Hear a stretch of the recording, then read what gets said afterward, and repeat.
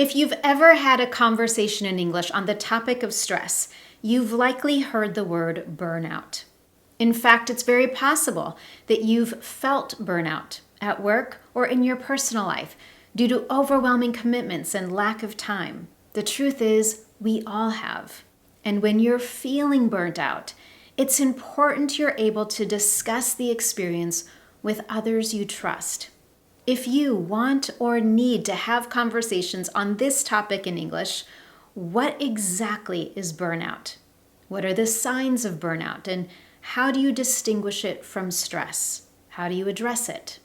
And most importantly, what English vocabulary do you need to have robust conversations on the topic of burnout? This is exactly what you're going to learn in today's Confident English lesson.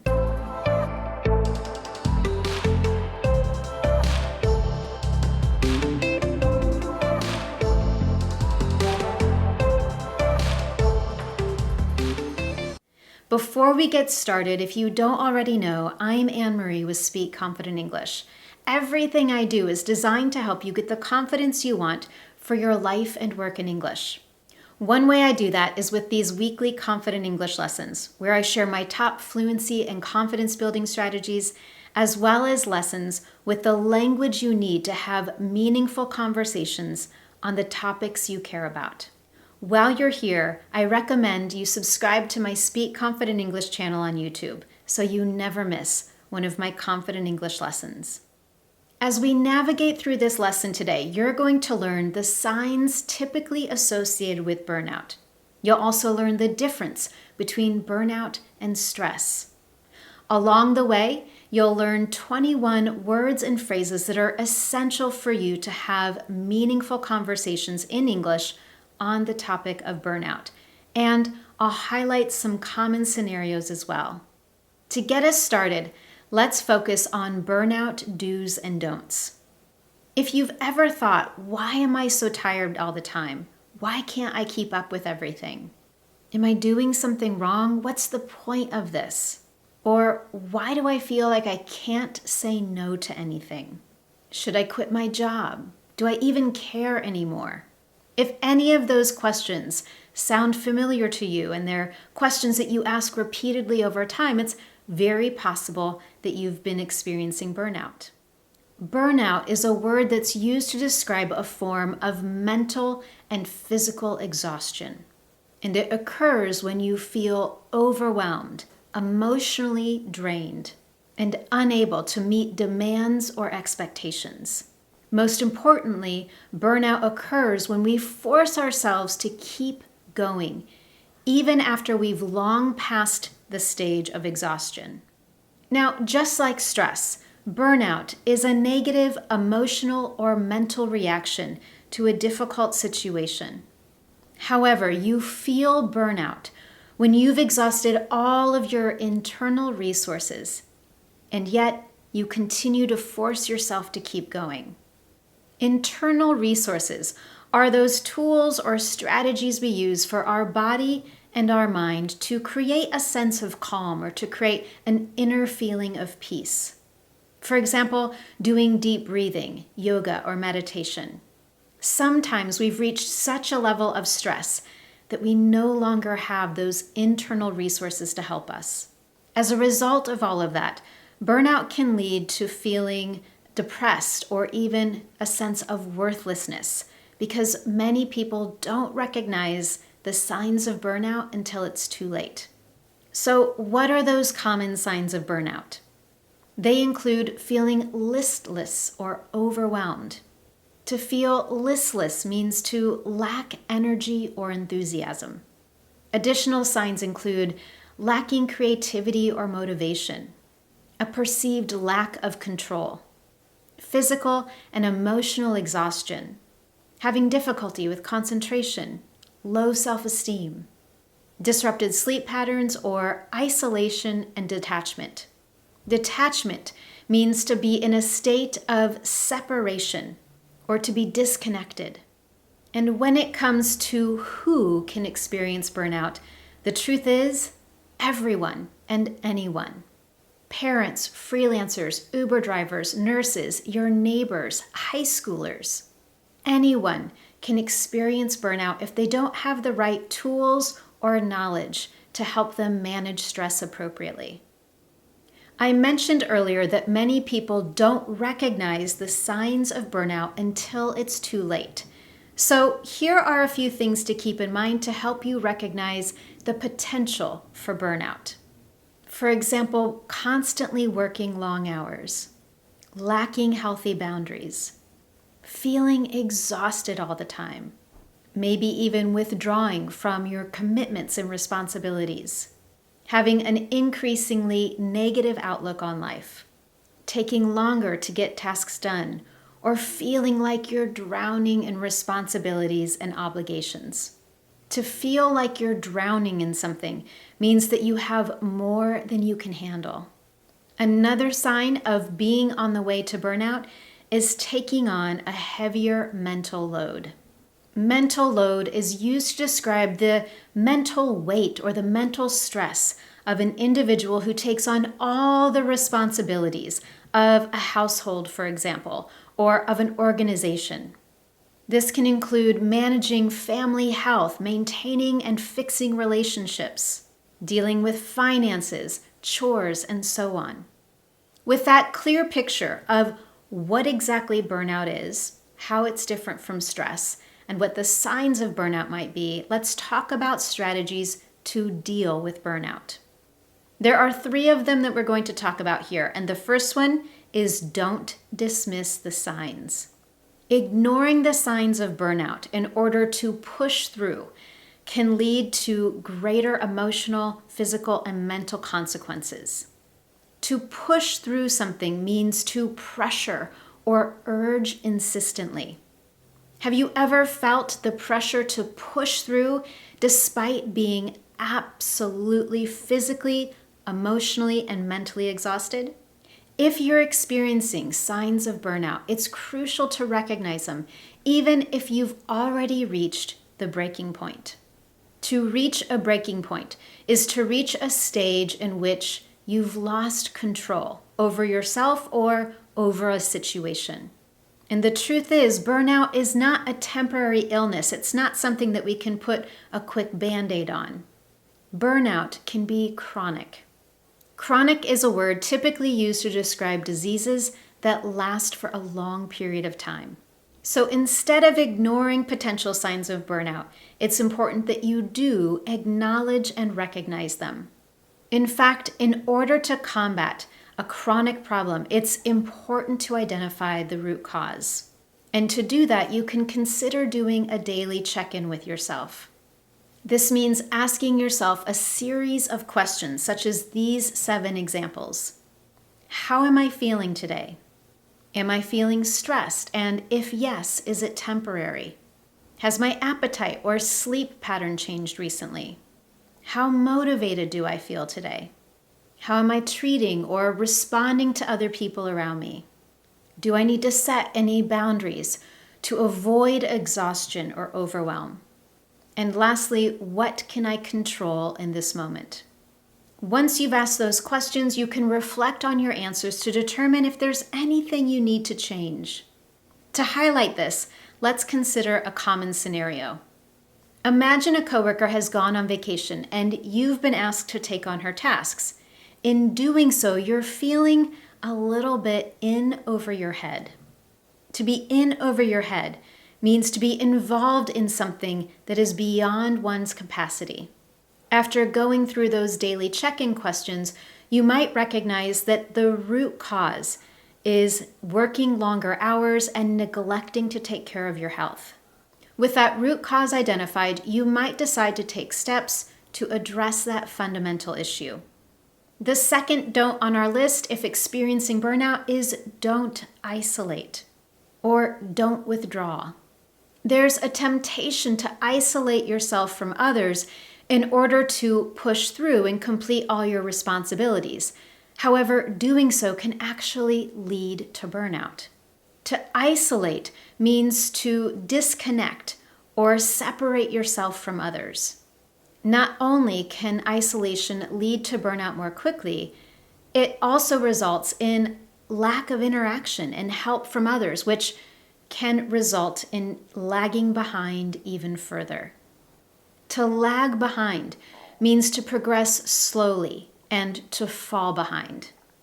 Over time, that isolation and that feeling of lagging behind can lead to increased exhaustion, and you might take refuge in avoiding your responsibilities. To take refuge means to go to a place for safety or protection from danger or trouble. So instead of withdrawing or isolating, it's important that you do seek help to manage stress. And of course, that's one of the reasons for this particular lesson today. It's important that in seeking help, you're able to communicate with someone you trust. And if you need to have these kinds of conversations in English, I want you to have the language to do so. When you're seeking out help to deal with burnout, there are two ways to do so. First, you can consider confiding in a trusted friend or family member who has demonstrated strong listening skills in the past. When you're ready to talk to that individual, you can let them know up front that you're not there looking for advice, and you don't expect them to solve a problem. You simply want them to listen. For example, to make this need clear, you might say, "I'm feeling stressed, and I'm wondering if you have time to talk. I'm not looking for advice, I'm just looking for someone to lend an ear." To lend an ear to someone means to listen carefully and empathetically. The second way to communicate the reality of burnout is to discuss with a coworker or family member the reality that you need assistance with your workload. And in doing that, it's important to be transparent. This means to communicate in a way that is readily and easily understood. There's no hidden meaning. In other words, be honest about your feelings and what you need to help you manage your workload. To help you do that, here are several phrases you could use. I would appreciate it if you could do X because of Y. Or I'm feeling swamped and I need help with. To be swamped means to be overwhelmed and flooded with work. You could also use I need more time to complete X, whatever the task or responsibility is. And lastly, I'm finding it difficult to do X because of, and then explain the purpose or the reason why it's so difficult to complete a task at this moment. To illustrate this, I want to go back to that scenario we discussed earlier of your coworker going on vacation and you taking on all the responsibility for her tasks. Imagine that after already feeling overwhelmed, your coworker decides to extend or lengthen her vacation, and your boss asks you to continue taking on those responsibilities. To communicate that you need help, you could say, I'm finding it difficult to keep up with the current workload. Could you help me understand which tasks I should prioritize? Let's consider another scenario. Imagine a new mom slowly easing back into the workforce. She may be struggling to create appropriate work-life balance with all the new changes. To express this, a new mom might say to her partner, I'm feeling swamped right now. I would appreciate it if you could take on more responsibilities at home until I find my balance again. The final don't on our list when dealing with burnout is don't ignore your well-being. When you don't prioritize your well-being, you run the risk of weakening your resilience and reducing your ability to manage stress. To run the risk of something means to expose yourself to the possibility of something happening. What is important is that you do take care of yourself, emotionally and physically. To do that, you can follow the 3 R's: reframe, reevaluate, and rest. The first is to reframe. This means to change the way something is considered or viewed. To illustrate what this means, I want you to imagine this scenario. A friend of yours comes to you for advice. She's feeling overwhelmed, totally stressed about a coming deadline at work. In an effort to keep up, she's internalized this idea that she has to work as long as it takes to get the project done. Does that sound familiar to you? To internalize something means to make it part of your overall attitude or beliefs. However, rather than overwhelming ourselves, we can direct our energy to shifting our perspectives. To do this, to help yourself successfully reframe a situation, here are a few questions you can ask yourself. What is the bigger picture of my work or responsibilities? How does my work benefit myself and those around me? What aspects of my work do I find enjoyable or fulfilling? After you reframe a situation, you can reevaluate. This means to assess something again, particularly with new information or in regard to a change. In reevaluating priorities, you can also determine whether your responsibilities align with your values. Let's go back to that scenario of your friend being totally stressed because she's doing everything it takes to complete that project. You might find that she's on the verge of burnout because she's totally neglected sleep, her diet, and her health. Burnout is a strong sign that something is out of balance. In order to rediscover balance, it's important to prioritize your high-value tasks. In other words, the most important thing or things that need to be done that particular day. However, it's important to be careful here. You might have a high-value task at work, such as finishing a report. In your personal life, working out for 20 minutes might also be a high-value task, and it's important to prioritize both to maintain balance. If you commit to doing more before you figure out that balance, it's likely to lead to overwhelm and eventually burnout. This means you may need to say no to others. And if you struggle with saying no, here are some simple sentence structures you can use to help you do so politely. First, I've reached my bandwidth and I can't take on anything more. Second, I appreciate you thinking about me. My schedule is packed this week. I'd love to help you another time. And lastly, I'm so sorry, but my plate is full. I won't be able to help you on X. Let's explore this with a common scenario. Imagine a family member asks you and expects you to help them move to a new home. But it's been a particularly busy week for you, both at work and in your personal life.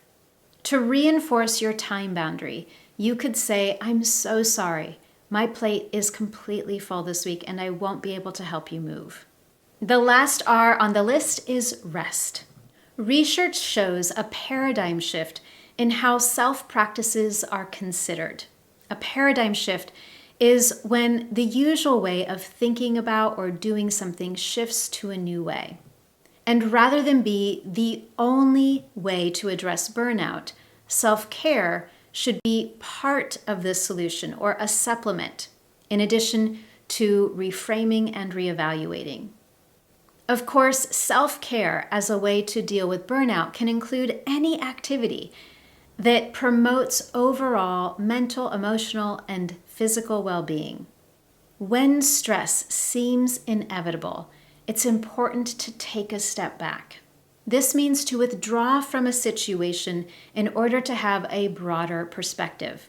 Now, it doesn't mean to withdraw and isolate from people, but to withdraw from the particular situation that's causing stress so that you can have a better perspective. Taking a step back and giving yourself that opportunity to change your perspective could include taking a 20-minute walk or spending 10 minutes listening to music that is soothing or calming. One of my favorites, when I'm able to do so, is to do a digital detox, to totally unplug from all technology for the weekend. And I'd love to know what is one of your favorite ways to truly rest, to take a step back when you need to. You can share your answer with me in the comments below. You now have a full picture of what burnout is, what are the signs of burnout, how is it different from stress, and how should you respond to it. You also have a wealth of English vocabulary to help you talk about experiencing burnout.